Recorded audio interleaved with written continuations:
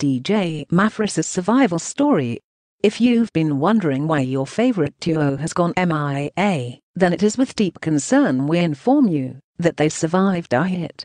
DJ Maphorisa and Kabza have been giving us hits after hits. However, we are not talking about those hits.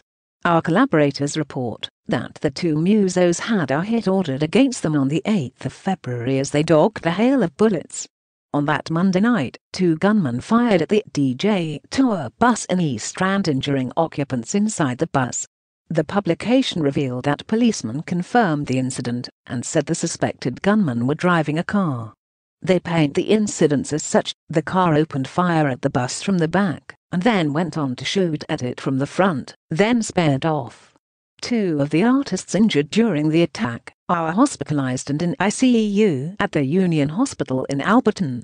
One of them has been rumored to be their newly discovered talent. Since the shooting, Maphorisa has gone into hiding, according to the publication. They have opened a case at the Katlehong police station. Even though the reasons behind the shooting have not been revealed, social media users have speculated that it involves women. Rumor has it that the musos were partying it up with another man's girlfriend on that bus. Here are some of the reactions. Hey! They almost shot at DJ Maphorisa and Kabza. Maphorisa must stay away from thick girls from the East Rand. Shooter was the girl's boyfriend who wanted his girlfriend who was in the bus. I wouldn't blame him.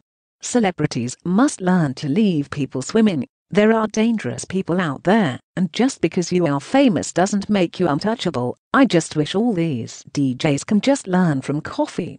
Staying out of people's affairs and chasing the bag will help you live a long and successful life. We wish the hospitalized artists a speedy recovery. Yeah.